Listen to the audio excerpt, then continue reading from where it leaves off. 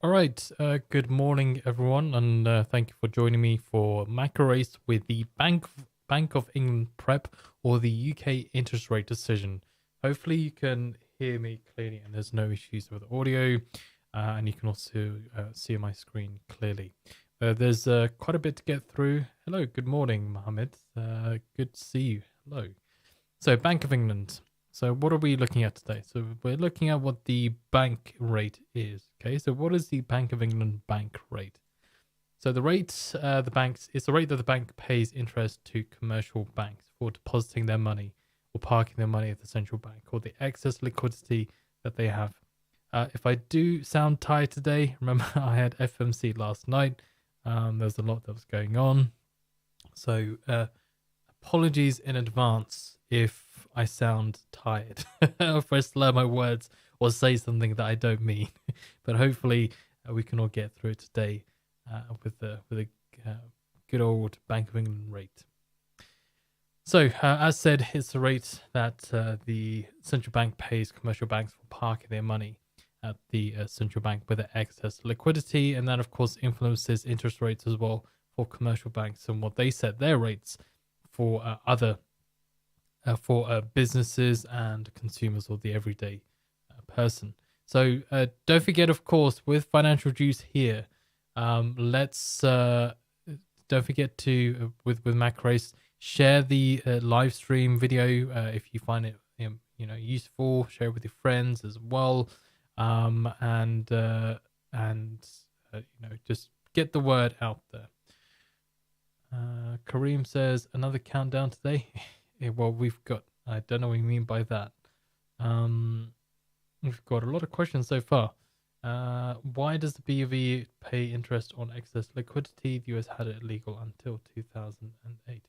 It's just the way that the bank operates. It works for the Bank of England to provide that interest to kind of attract people to park their money with the central bank for them to use it in other areas that they need to do it. Maybe buying of government bonds, or other debts that they might be buying into to kind of manage the books as well. So why is the release important then? So of course, a higher interest rate means that there is a need to slow down growth or make sure that it doesn't get too out of hand, and that could be with GDP.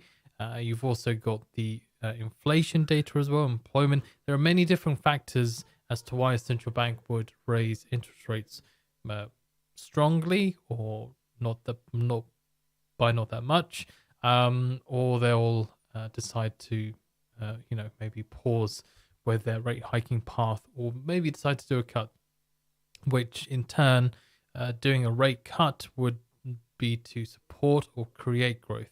So if the economy is headed towards a recession or is already in a recession and consumer spending has completely dropped off and no one's investing in their businesses, then they'll cut interest rates to try and spur that growth again, right? To create a bit of a bubble, a big enough bubble enough for the central bank to be able to, to be able to control before it gets out of hand, and they have to go back through the cycle of raising interest rates again to try and control that bubble from having a huge pop and rather having like a little pop. But of course, in reality, if you watched the Ray Dalio video on how the economic machine works, in the past that hasn't really happened so well from what we've seen.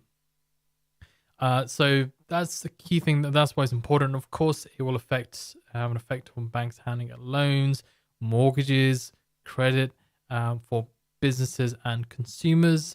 It will affect everything within the economy, right? It's the biggest tool that the central bank has to control the money flow within an economy by raising and lowering interest rates or keeping rates where they are.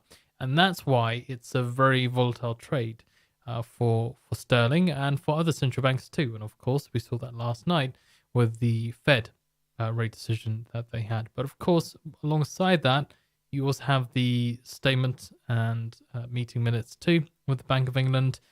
They kind of combine their statement and minutes, whereas the Fed kind of splits their statement with their rate decision, and then they release their minutes much later on, because of course there's a lot more volatility within the US markets compared to the Bank of England, right? Where you don't really see every currency or every index being affected as much compared to a US interest rate decision that will affect every other time or every other country or central bank globally. Somebody said, what time is the release? So it is at 8 a.m. Eastern time or 12 p.m. UK. So we're about 55 minutes away with this prep here. And as I said, there's quite a bit I want to get through. There's a lot, of course, that has happened, so we need to kind of summarize and see where the Bank of England is at the moment. So, also, of course, rates are already way past pre-pandemic levels as well. So where is the economy at the moment then? So the unemployment rate at 3.5% compared to 3.6%, so a slight tick down. And the employment change was worse than expected for not the prior month, but the month before, at minus 109k versus 40k.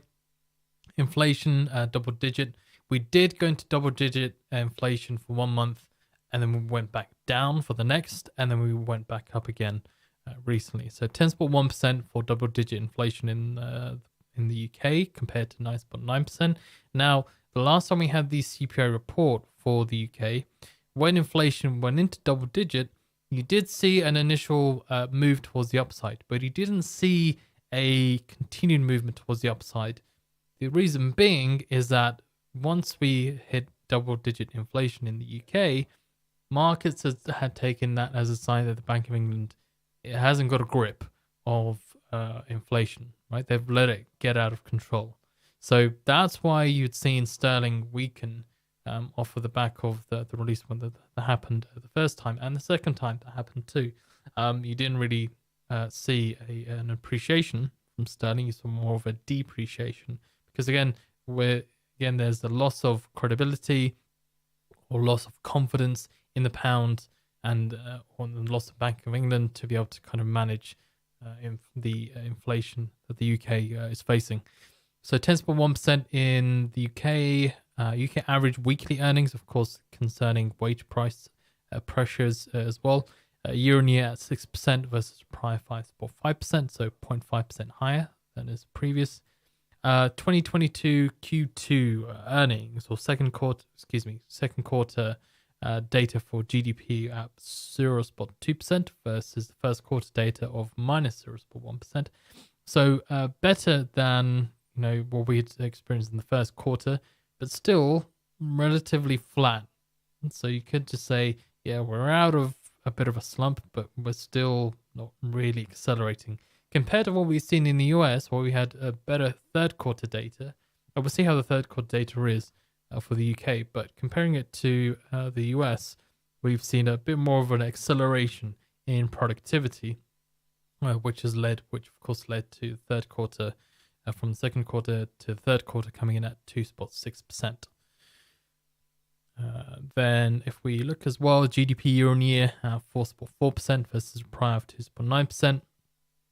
And then the UK services PMI final that we've had today as well, at 48.8 versus 47.5. So remember, the service sector is very important for the UK economy because that's what we are. We are a service-based economy. We don't produce as much as we used to, so we rely on providing services more than creating products. So usually, from an economist's point of view or standpoint, when they look at figures for PMIs in general, anything below 47 usually indicates that an economy or that part of the economy or sector or industry is going into a recession or is experiencing a recession. But of course, anything below 50 shows that the economy, that the sector is, or the manufacturing sector or services sector is contracting. So we're in the UK did kind of pull, try and claw back towards that 50 level to try and get out of that little slump that we've currently experienced. But could that get worse with these rate hikes that we're expected to see today? and at the end of the year, the following year, well, that's yet to be seen how bad things will get, or maybe they won't get that bad. But again, it all depends on what the central bank does and what the policies of the government sets as well. It's quite lucky in the US. If you're a US trader here in the morning, well, good morning to you. You get up nice and early. You guys have states. We don't. So you guys have a bit more leeway with your laws there. Anyways, so the gilt market pimple pop is what I like to call it. Well, of course, it wasn't a pimple pop. It was a huge zit on a forehead. That was popped. But this is very important to understand what had happened to the pound, where the pound is at the moment now, and why it could still matter for future down the line as to how the Bank of England affects the market. Now, I'll try and get through this as quickly as I can. I've tried to compress as much as I can from what's happened over the last month or so. So let's try and get through this. So first of all, September, you had Bank of England at their meeting were considering gilt sales to remove from their balance sheet. Truss was elected September 6th, the then UK Prime Minister, of course, now kicked out. So the Bank of England, Truss wanted to deliver a support package of £200 billion for energy for households and businesses over the next year or so, funded by borrowing through the bond market. September 22nd, the Bank of England votes to begin active gilt sales from October 3rd to cut stock by £80 billion over the next 12 months, or over 12 months. So they had already had plans to start cutting back on their assets, right, or actually selling their gilts that they had purchased or bonds, right? So that's very hawkish a way to kind of, in a way, if you're cutting your assets that you hold on to or gilts, that in a way is classified, as probably being like acting like a rate hike or feeling like a rate hike when the bank withdraws support from the economy, when they actually actively sell off their bonds. So September 22nd, that had happened. September 23rd, the day after, the Bank of England says that we want to cut back on our gilts. You had the mini budget that was released, full of tax cuts. Right, the pound went from $1.11 to $1.03 on the cable. So there was a huge depreciation, right? At that time, and still, it didn't, and it still doesn't make sense to cut taxes to spur spending in the economy, which will lead to inflation, which the central bank is trying to curtail and try to keep under wraps and under control. So we became an embarrassment in the UK, but I think that's since Brexit anyway. But that's what had happened, and there was a loss in confidence in the pound because of what it would mean that the central bank would have to try and do to try and, or the government would have to try and do to try and save the market in a way. And this is what happened. So 26th of September, he had the fire sale of UK assets triggered by Kwarteng. Mini budget increased market losses on the Bank of England's government bond portfolio to more than £200 billion or $216 billion. So that had also affected the Bank of England's asset purchases that they had. Even before they decided to cut off their bond purchases, it just made things a whole lot worse. 28th of September, Bank of England decided to postpone the start of QE of gilt sales until October 31st and launched a temporary bond buying program until October 14th of £5 billion per operation. October 6th, pension funds start selling their assets before the Bank of England support ends. Now, there was this was in an event. We had Bank of England's Governor Bailey, an event that nobody would have really cared to listen to or really pay much attention to. I believe it was an IIF meeting from memory. but you weren't really expecting Bailey to make such an important comment, which is what he did later on, October 11th. So after the BV doubled their bond buying program to £10 billion of operation, Bailey warned fund managers that they have 3 days to wind up positions, i.e., sell their assets that they've bought, right, with the Bank of England support, which sent Treasury yields higher. U.S. stocks, right, besides UK's, besides what happened to the pound, U.S. stocks went lower. No one was spared, not even the younglings.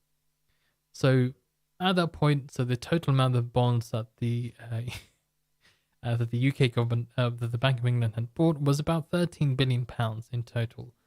But what you've got to remember is that the Bank of England, with that, even though it was expected for the Bank of England to kind of halt their bond buying program on October 14th, the problem is that pension fund managers were actually saying, well, we want you to continue with your bond buying program until the end of October because we're facing a lot of issues. What this forced pension funds to do is to act really quickly and actually make sure that they sell their assets before they have no support at all.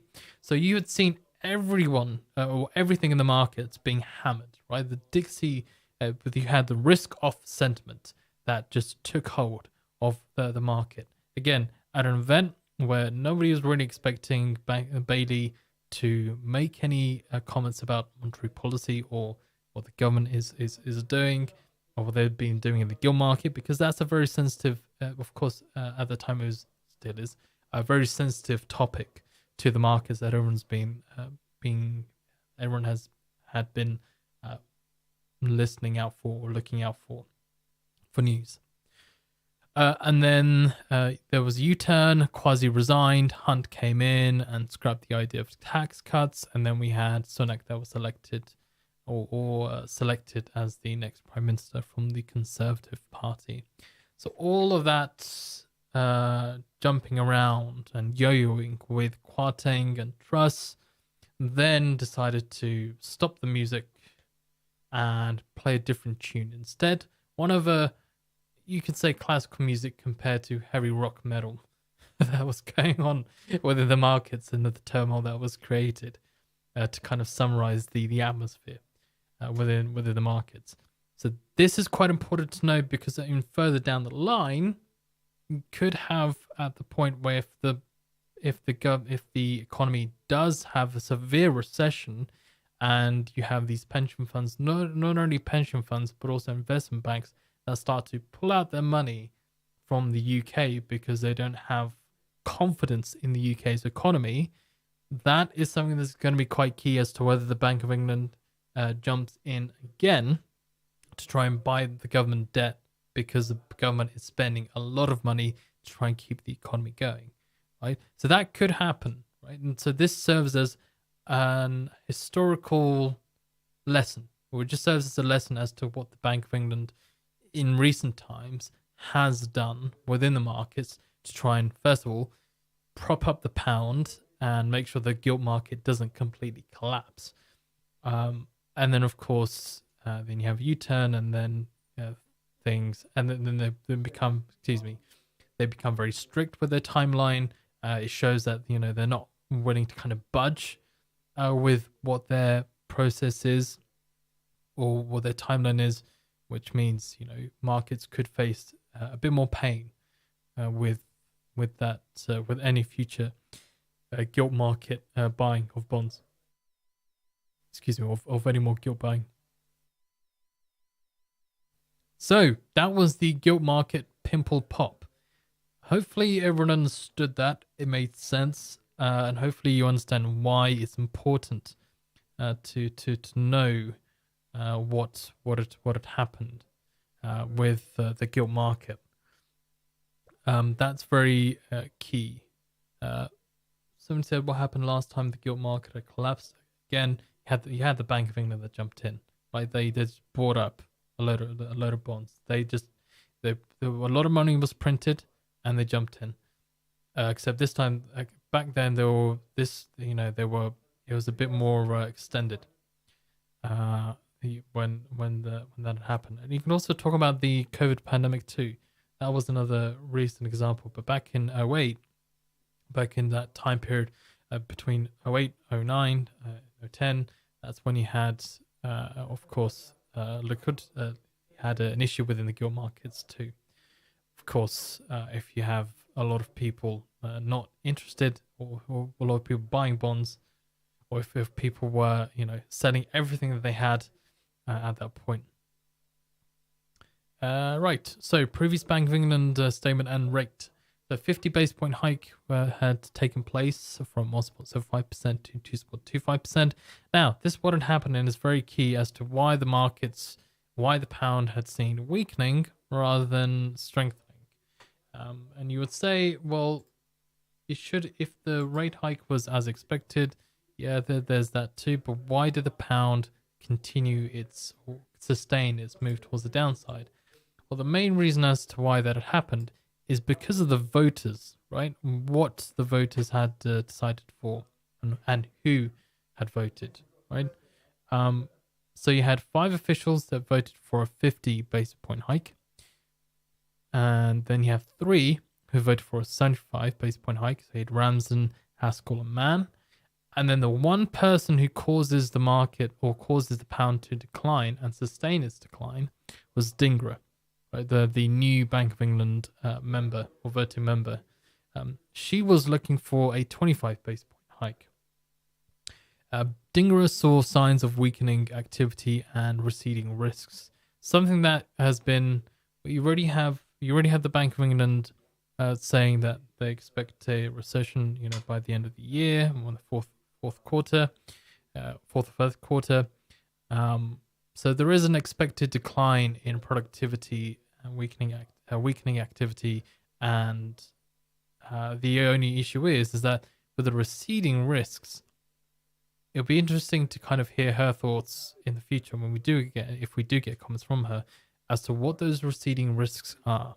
Whether it's with maybe global issues with Russia and Ukraine, whether it's with inflation outlook that she saw something that was receding, but nothing really kind of at the moment kind of says we should go for a 25 basis point rate hike, and the markets didn't agree with that.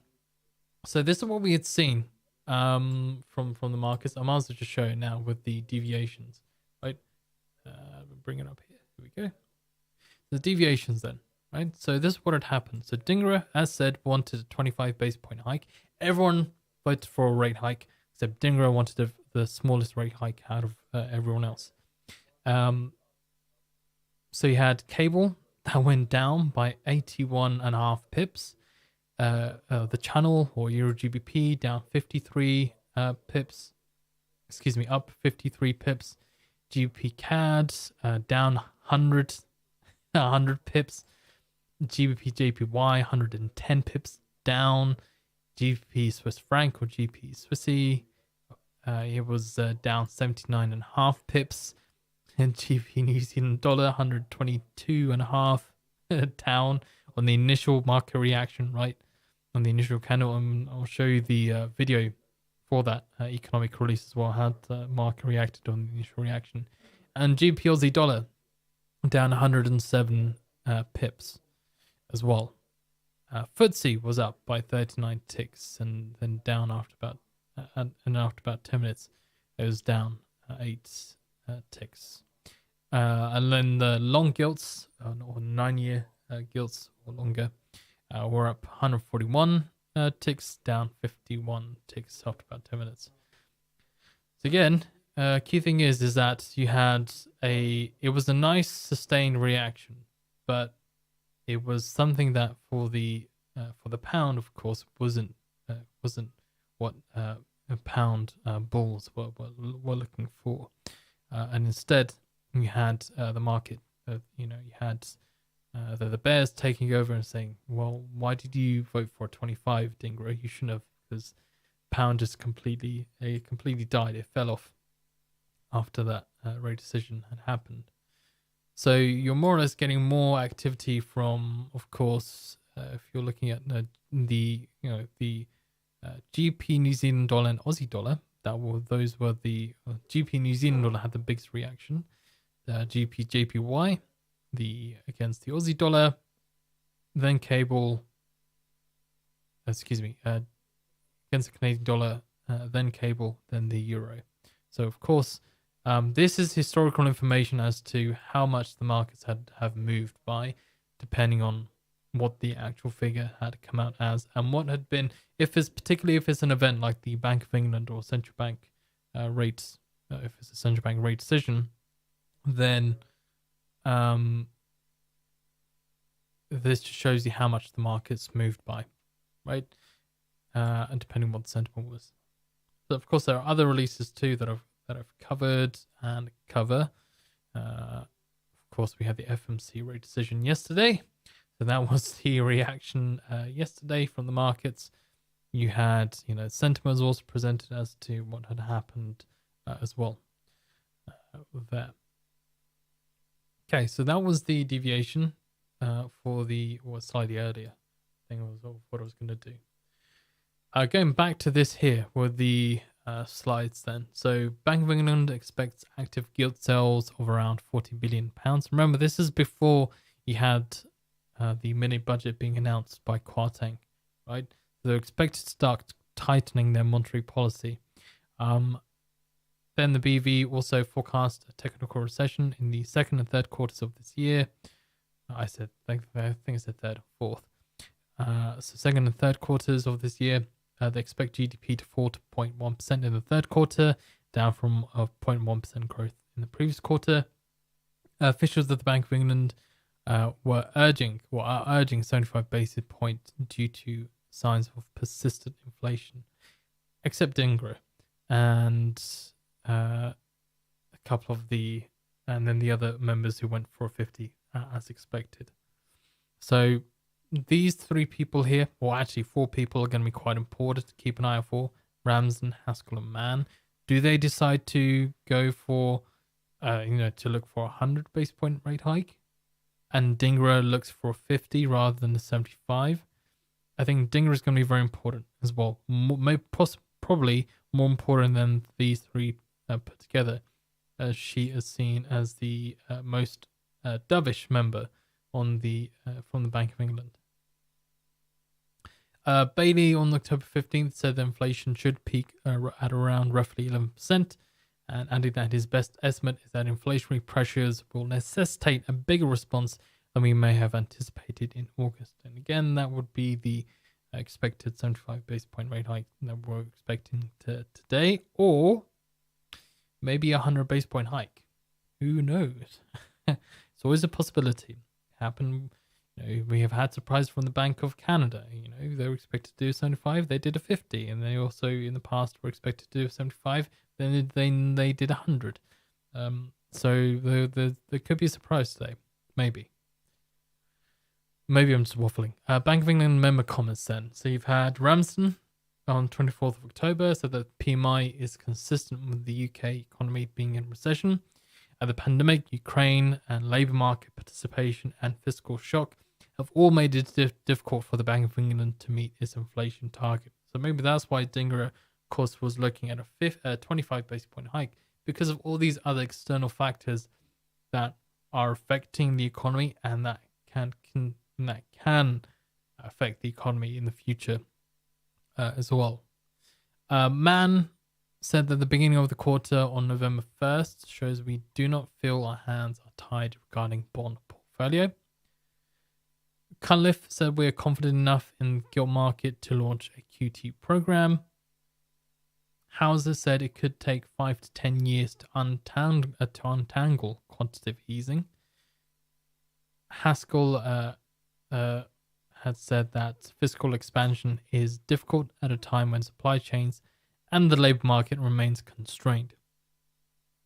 So this is what I want to show you is quite important, right? And why the voters will likely sway the pound in one way or the other. Okay, so this is the previous expectation or dovishness, dovish to hawkish expectation of where the different central bank members or Bank of England members lie on the spectrum, right? So before, everyone was looking at Tenrero to be the most dovish member of the Bank of England, right? With Dingra more or less neutral, right? And not to be that aggressive with her dovish thoughts. They're expecting maybe a smaller rate hike from smaller rate vote from Tenrero. But that didn't happen. This happened. So we had a swap instead. So Dingra decided to, of course, pump the brake a little harder than her other members. As you had Tenrero, that's looking. Of course, this is just an article from Bloomberg. If somebody was asking about the image, so you had Tenrero that decided to go for a 50 rather than rather than what would have been expected to go for a 25 basis point hike. She flipped the switch, and Dingra decided to go, let's go for a 25 instead. So that's going to be quite key if what the split is. If it is 7-2 in favor of a 75 basis point hike, or with two members looking for 50, or if we get 7 members who are in favor of a 75 basis point hike, 1 in favor of a 50, which could be Tenrero, and then the final one being Dingra, who's in favor of a 25 basis point hike again. So there are different scenarios that can be presented with the Bank of England interest rate decision. Again, it's on the FinancialJuice website. It shows the total number of people who voted for a rate increase. It doesn't break down who's voted for 25 or 50 or 75. That'll come through the monetary policy statement itself. And that's what we've got to keep an eye on too, right? Is who voted for what, and whether or not they stated their intentions as to why they voted for that particular, or the rate to be moved by such and such amount. So you could have, but on the flip side, you could have everyone who goes in favor of a 75, and you have Dingra that looks for a 50 base point rate hike instead of a 25. You could see a bit of a depreciation from the pound, but it could be more or less sustained if all the other members are, in favor of hiking by 75 basis points. But again, if the rate comes in as expected, there's nothing outstanding or fresh or new from the statement that's released on the minutes, then you might not see too much of a market reaction at all. You might see a whipsawing happening, right, with the 75. But the statement and minutes are also going to be very important. So we can't leave that out either, okay? So first thing, the rate, what happens? Do they go in line with expectation, lower or higher, right? Second is the statement and the minutes. Who voted for a much smaller rate increase? Is it Dingra again, who, if she decides to go for a 25 and everyone else is looking at a 75, or if you have a split where it's 7 in favor of a 75 and there are 2 as expected looking for a 50, but then as I said, it's going to be, oops, my sound just went. Interesting. Apologies, my sound from my headphones just went. It dipped. But yeah, again, it's going to be very key to see who the voters are and what they decide to do, and that will dominate which way the pound could go. All right, so investment banks and market views then. So you had on October 28th, according to interest rate swaps tied to the Bank of England policy dates, money markets are betting on less than 75 base point hikes this week. A sharp contrast from a month ago when traders were betting on as much as 2 percentage points of increases. The bank rate is expected to fall below 5% next year, down from the 6.25% last month. Now, the reason why that happened, right, is because the markets were facing the UK government, who were deciding to do all these tax cuts to boost spending, essentially. And that had caused fear that the central bank would have to be even more aggressive with their rate hiking path. So that's why you had that switch and into going from a very aggressive path to a slightly less aggressive path. Right, this is back on October 28th, so not too long ago. But now that's kind of just flipped back to 75. Of course, with the inflation data that we have, again, going into a double digit in the UK again. September 22nd, post the decision as well. So traders fully priced in Bank of England key rate rising to 5% by September 2023. So all you need to know is that the rate expectation of where the interest rate is expected to be is quite choppy. There's not a clear direction whether or not they need to go higher or lower than 5%. We'll see if in the minutes, that's going to be quite key too. If the markets are looking at the rate to be 5% by September 2023 next year, do they, it'll be interesting in the minutes or the statement whether or not they mention rates will need to be much higher than what is currently expected. Maybe they need to go to 6% in the UK, which of course, would be horrible for businesses and consumers, but is needed. If inflation is sticky and we're in double digit and it's not really budging, probably are going to need to go higher. What else do we have? So ING, they put out their base case scenario. So I showed you this for the FMC, and they've also made their base case scenario for the Bank of England. Now they see a 50 base point rate hike. Okay, so they see 6 that are in favor of a 50 base point rate hike, and 3, most likely, the 3 hawks that were looking for a 75 at the last meeting, will probably go for, would probably be against a 50 base point hike. But of course, everyone would vote for a rate increase. So this is what they present. So outlook. So what this ING base case crib sheet scenario is, it shows what kind of comments to expect from the statement and minutes, and which way the rate decision goes as well, and how that could affect the markets for the 10-year yield and cable as well. Okay, or the 10-year gilt. So their base case scenario, as said, they're looking at a 50 base point rate hike rather than the 75, compared to what other investment banks are looking at. In regards to outlook, they say that you could get a comment where they say a hefty growth downgrade on higher market rates. Inflation is seen as at less than 1% in 2025.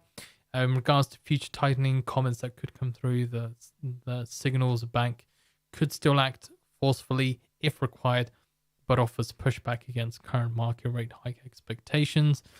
And of course, as said, a 6-3 vote in favor of 50. Now remember, that's not the vote figure that we have on the website. And on the website, it just shows you how many members were in favor for a vote hike, cut, or no change. Okay? It doesn't tell you the amount. But the headlines will tell you the amount as to who voted for 50 or not. Their hawkish scenario, or the more hawkish scenario, which they don't have as their base case. Again, same thing, a 6-3 vote in favor of a 75. They say that big growth and inflation downgrades, but cite inflationary impact of fiscal policy as warranting one one-off bigger move. Also signals bank could act forcefully again, but hint that 75 rate hike is unlikely to be repeated. So it's a one-off thing. Remember, this will be the biggest single rate hike since 1989 in the UK, right, with a 75 base point hike. If they do that as expected, if they don't, then you probably see some blood from being drawn from sterling. Then in their very hawkish scenario, they see a 100 basis point rate hike with the committee divided. So with the committee divided, it'll be kind of tougher.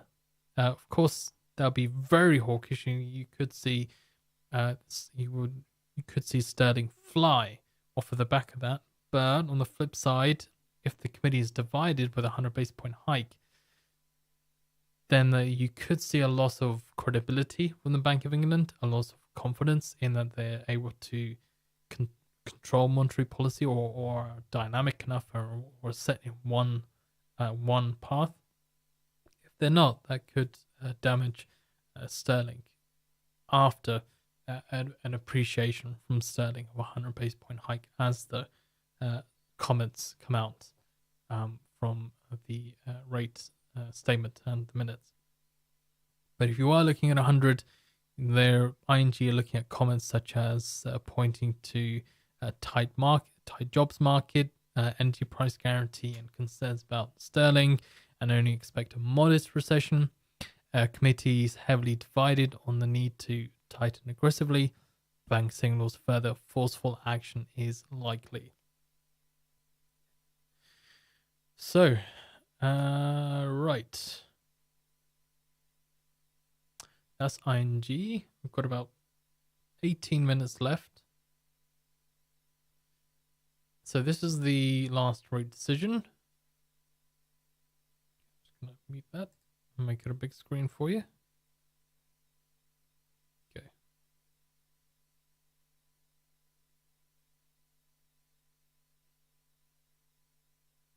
So this is, of course, this is not the current, but this, of course, is a previous old release that I'm showing you here for the Bank of England.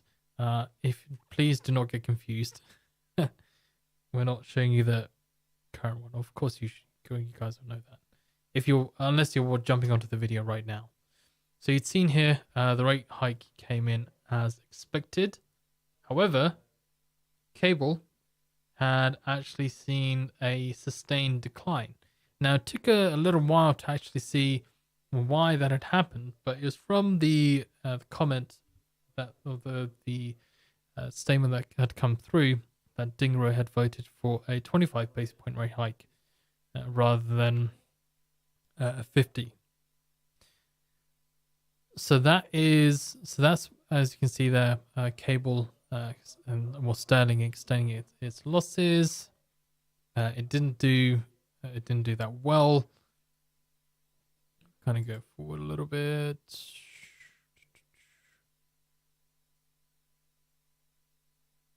And that was it, basically. That was a market reaction. So if we, as I said, let's go back to the deviations. So then you guys can see what else. Just kind of go for it. If you were looking for that at the end, if you honestly jumped on the end of, I usually jump on the end of the video to see the deviations. So again, that's the FOMC yesterday. Let's go to the Bank of England. There we go, BOV rate. So there we go. The rate hike came in as expected, but it was the statements and the minutes that were released. From the minutes, Dingram wanted a 25 base point rate hike. So the biggest mover in the currency market was GBP New Zealand dollar. Okay. Cable didn't really have a good time either.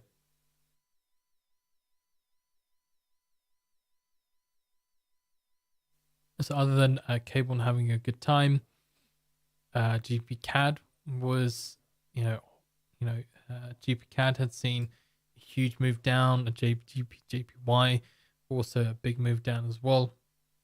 So I think on my setup, I'm currently looking at GP USD, right, and GP JPY, Euro GBP.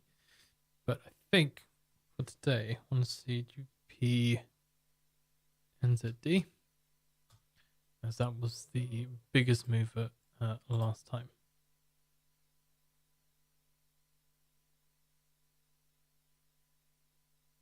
Something's up with my sound.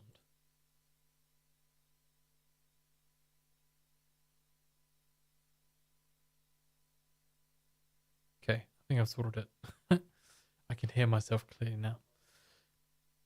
All right. So I've got GP New Zealand dollars set up ready there. I've got my FinancialJuice website all set up and ready to go. What else do I need? We have Tick Strike. Tick Strike that also needs to be set up too. You need to get that ready.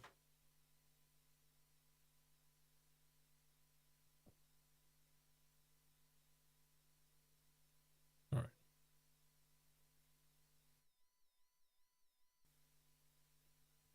Yes, it does. So move that there. Okay.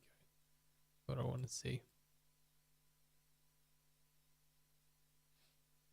So FinancialJuice is where we're going to see the data appear with the headlines as well in real time with voice and text. Of course, I have the voice turned off at the moment just so that you guys don't get confused with listening to me and then listening to the website. But so the key thing is with FinancialJuice being a live real-time voice and text service is I just had a headline: Fed swaps price and peak policy rate of 5.2% in May to June 2023. That's much higher than 5% that they were expecting, but that did move up actually from yesterday from Powell's comments of expecting a bigger or higher Fed funds rate. So, FinancialJuice then, real-time voice and text service. It's just to give a bit more context as to why it's having a live voice and text service is key to your everyday or your day trading, is because you have investment banks that use a live voice and text service as well to manage their risk.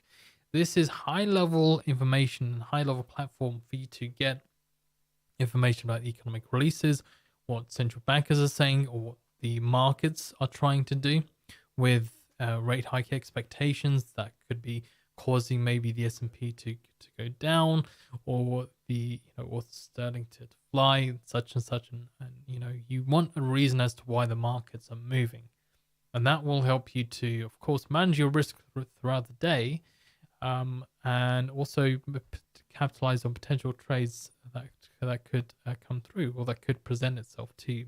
But then you have a better understanding, so then you might be able to look at other areas within the market as to what else it could affect. So FinancialJuice, again, is the live real-time voice and text service. Okay, and what it does, of course, if you're not familiar with it already, it provides global macro news, focusing on the big stuff that can have a ripple effect in the global economy. So FinancialJuice, what we want to do is provide you with a 7-day free trial of FinancialJuice Pro. I'm going to put it in the chat here. We've got plenty of time. We've got about 10 minutes left. Somebody looks like they're having issues with... Why is everyone putting their... Somebody having issues with their handles in the chat. I'm just kind of reading it. What? I don't know. Kind of see what's going on. Alti potato. You had 3 smiley faces in there, just being repeated. Either you're really happy or that was a mistake. Anyway, so the link is put in the chat for you. It's pinned now as well. You can get a 7-day free trial of FinancialJuice Pro. And particularly if you're a day trader, this will definitely be useful for you to capitalize on potential trades or manage your risk, or understand what's moving the markets. So you have your need to know market risk here. Of course, that will kind of tell you what's going on. To make this big screen. Yeah, you have your live voice feed there. You have the economic releases also in real time as well. You have the live version, which is delayed And then you have the real-time version, the pro version, which doesn't have any adverts like the live version, okay, and has no delays at all to the website. So that's the FinancialJuice Pro website there for you. Then, of course, I've got TickStrike open up here as well. TickStrike, we're going to see how strong the buying or selling momentum is within the currencies that I've currently got open up. Actually, I do.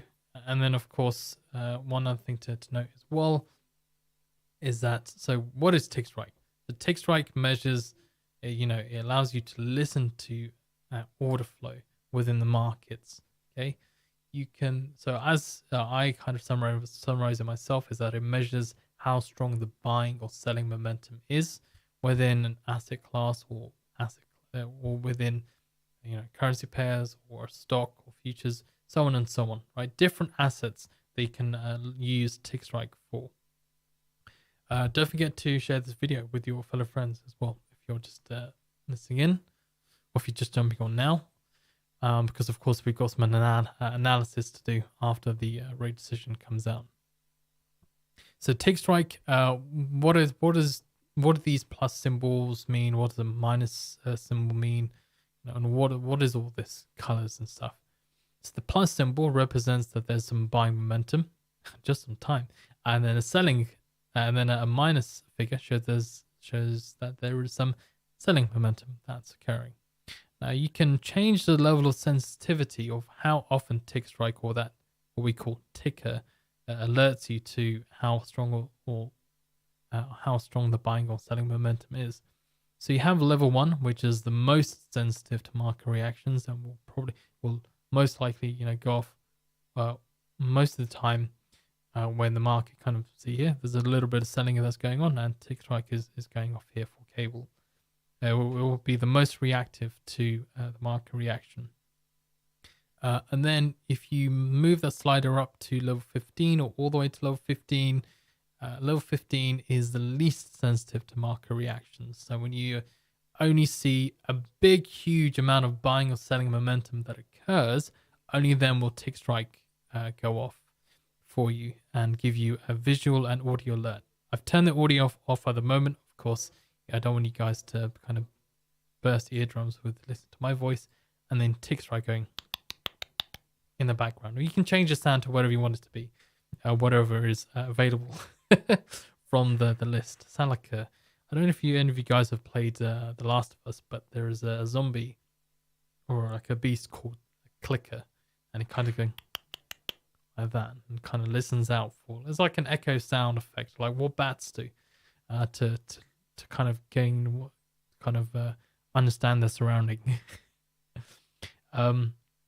Anyways, so TickStrike, if you like, again, if you're a day trader, if you like scalping, you like managing your risk or capitalizing on potential trades throughout the day, and then TickStrike is definitely something that you want to have a play around with. And I say play around with, of course, if you're not used to using TickStrike, you want to have an understanding of how it can be used. So I've put in the link for you there. Again, 7-day free trial of TickStrike. Have a little play around with it, see what kind of works for you. As I said, it covers Forex, futures, stocks as well, and also crypto. Internals like the VIX, it also displays that too, for you to be able to have a look at.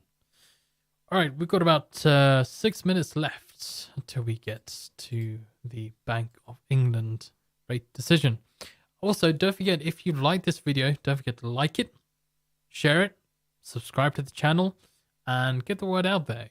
Share this video with your fellow friends and fellow traders. We've still got a bit of work to do. We ain't done yet.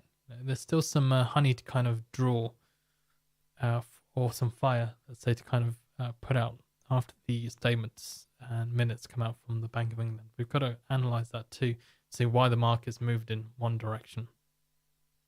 So if we get the rate as expected and everyone votes in favor of a rate hike, and there isn't a and everyone votes in favor for a 75, right, and you don't get such a big split, then you might see more of a whipsawing reaction from the market. If we get a 100 base point hike and of course, be much higher than expected, then that could lead to sterling seeing a strong appreciation. But then the statement too is going to be quite important. You might have, it depends what the split is. If you have most in favor of a 100 basis point hike, and then you have some of the more dovish members looking for a smaller rate hike of maybe 50 or 25 even. And then that will cause some mixed volatility within the markets, and the market will have to kind of decide which way they want to go. If you get a lower than expected rate hike, of course, that being very dovish when the bank is expected to raise interest rates. If we do go down the route of ING's base case scenario of a 50, you could expect some weakening from sterling instead, if they're expected to be hawkish, and then they're less hawkish than expected, what the median estimate is. And then again, it goes back to the vote split too. If you had most members that were looking for, let's say, a 50, and then you had a couple of outliers that were still looking for a 75, and then somebody was looking for a 25, you can see some further pain within the market. So the interesting thing is, when I've done this macro stuff, it's always been the doves in the hiking rate hiking cycle that have, or extreme doves that have, flipped the market or kept the market in one direction compared to the hawks. But again, as said, so the rate, statement, and minutes can be key. So we've got a lot on our hands, basically.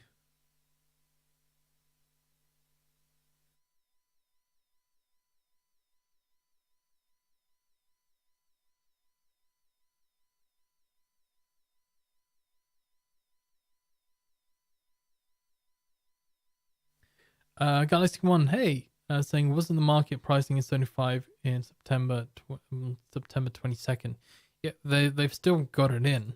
Of course, in that time, you've had a lot that's happened in the gilt market. So it's been chopping and changing. As I said, the median estimate today is for 75. So most investment banks are looking at a 75 basis point rate hike, which could be different from some of the markets are looking at maybe a less of a rate hike today. But overall, that is the median estimate. 75. All right, we've got about a couple of minutes left.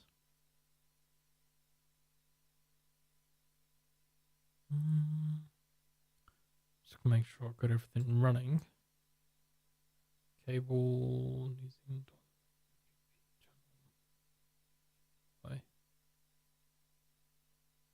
Let's get some other ones going.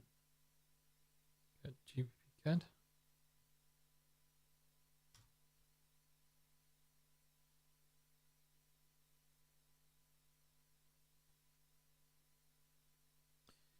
All right, here we go. Getting to it.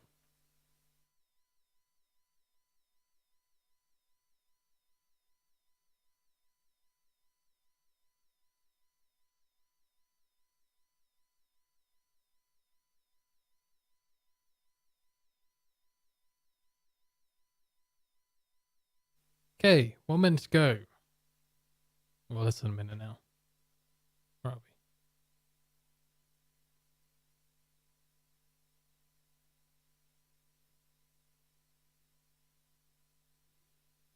we? Like I said, the statement is also going to be quite key too, with the minutes. I'll try and get through as quick as I can to give you an answer as to why the markets are moving in a certain direction. What if they go with a if they do go with a 50?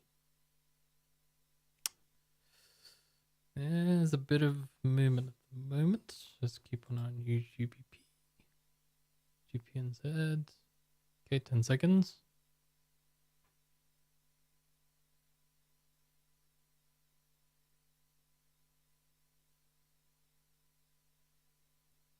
Hike, 75 basis point hike, 75 basis point hike as expected from the Bank of England. Seeing a bit of whipsawing in the markets. Let's keep an eye here. So majority of MPC say 75 base point increase would reduce risk of extended costly tightening later. What else have we got here? So seeing some downside movement on sterling. Just trying to get through the statement here. So it looks like they might have done similarly to what the Fed did, is that they taken their rate to done 75 base point hike in anticipation of doing less in the future. Let's see. So CPI seen at 2.2% of the fourth quarter 2024. Okay. 0.8% in fourth quarter of 2025 if rates stay at 3%. GDP to fall 2.9% over 8 quarters based on market curve. So more of a dovish outlook being provided by the central bank there. And that's why we can see sterling seeing movement towards the downside, more or less. Dingra voted for 50. Tenrero voted for 25. There we go. That's what did it. Tenrero looking for a 25 compared to everyone else looking for a 75. God, we've got so Dingra and Tenrero are the ones who are causing this pain in the market here. So 2-year bond pair losses before, or UK 2-year bonds pair losses before BBT decision. What else have we got here? CPI at 1.43% in the fourth quarter of 2024, 0.02% in the fourth quarter 2025 on market rates. Okay, so sterling moving towards moving towards the downside there. All right, so it was Tenrero this time. It caused the pain. Hopefully you guys understood, and hopefully that helped you, because it is one of the scenarios I presented. Quite proud of myself for that, but I don't like what they've done. They should have all gone for 75. In my opinion, we're too high with inflation. You have other economic indicators, yes, that are going to show that there's going to be a slowing down within the economy with GDP spending, but kind of need that. You kind of need that to get inflation down to where you need it to be. It's going to be painful, not nice, but you kind of need that to stop people from spending too much more money. She probably cited the expected fall in productivity. Okay, I'll be back in a sec, guys.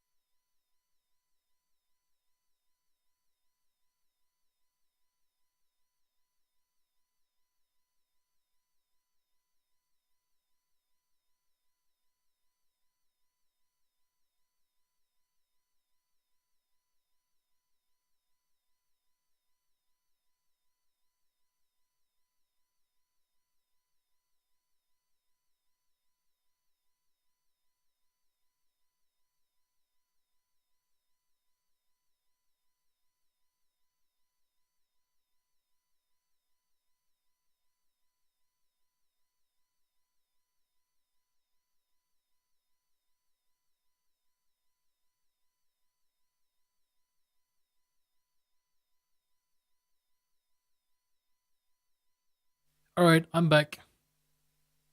Just quick check of the markets and make sure the boys are all good inside. Don't forget we've got the press conference too. We're not done yet. If you think we're done, oh boy, you better get your big boy pants on. We've got the press conference with Bailey in about 24 minutes. So yeah, that's 8:30 a.m. Eastern time or UK time. That'll be 12:30 p.m. UK time. But yeah, here we go. So, like I said, it was Dingra. It was both Dingra and Tenrero that caused the markets or caused sterling to lose, to move towards the downside. That was the headline.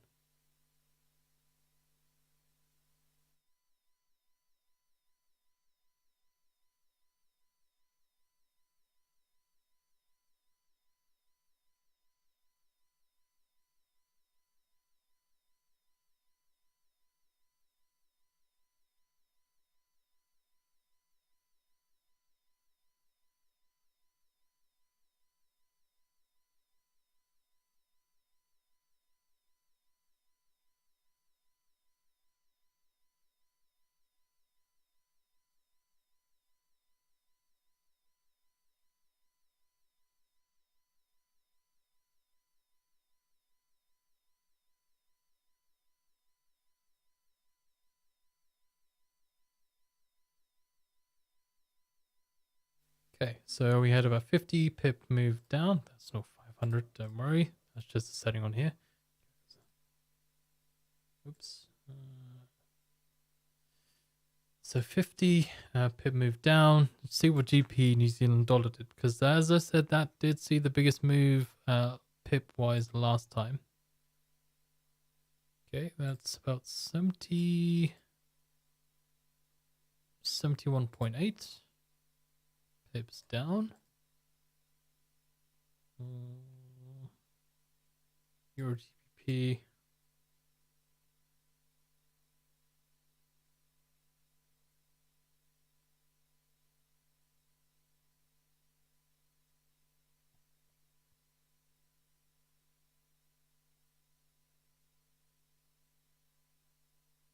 All right, that's about 36.5.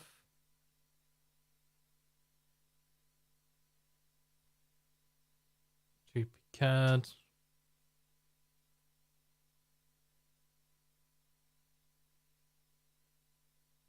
That's 67.7.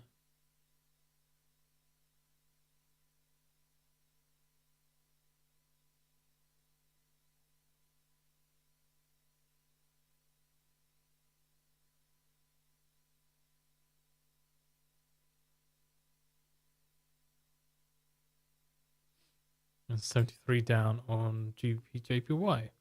So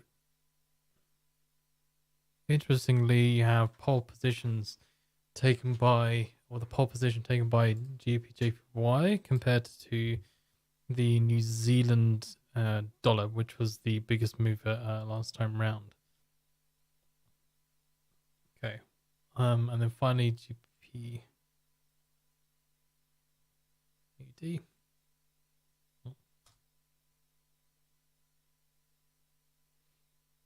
All right.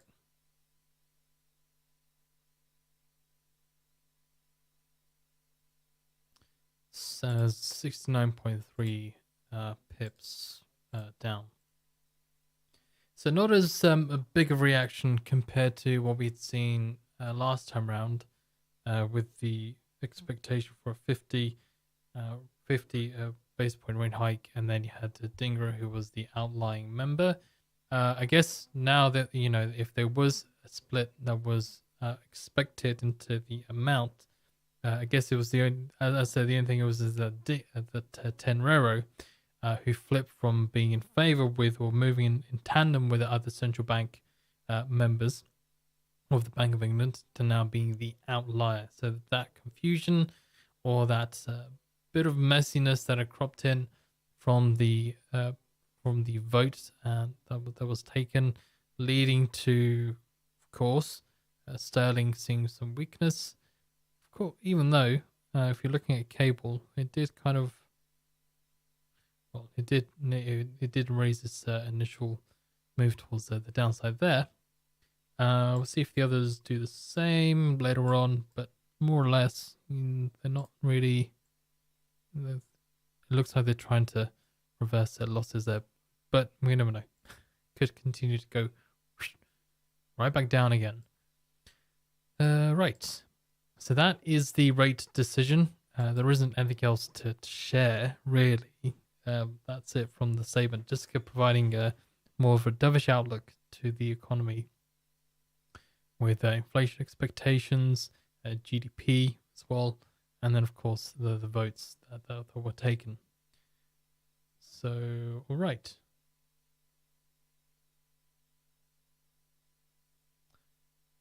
Okay. It's also one more thing to bear in mind before I leave. I love you and leave you. If you want access to the deviations, that's one thing I forgot to do. Of course, you guys want the deviations, right? That's what you guys like. It's what everyone asks for. So, can I get my hand on the deviation? Can I get my hand on the deviations? No, I need it. I need it. Yes, you can, and you can get it for free. All you got to do is sign up to the Macro Race mailing list. Now, if you sign up to the mailing list, you get one email every Sunday, which gives you or lays out what to expect for the week ahead in the Asia, Europe session, US session, the releases that we'll be covering and the times of the live streams, and the links to the live streams as well, right? Including the deviations for the upcoming economic releases for that week as well. And all of it is completely free. You don't have to pay for anything.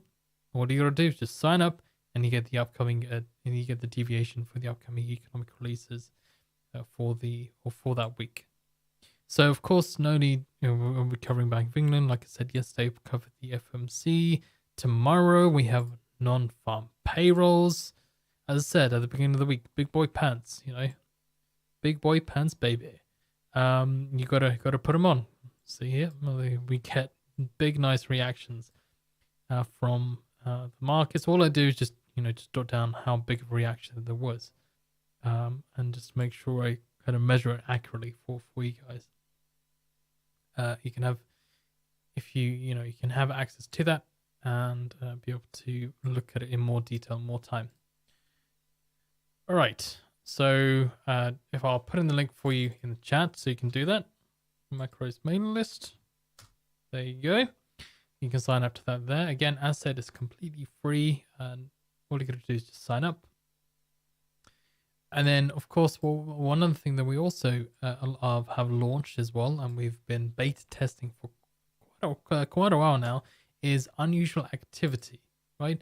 Unusual activity. So if you like trading unusual volume activity in stocks, crypto, forex, futures, then you can join the free beta test group of our new service, right, which is here, unusual activity.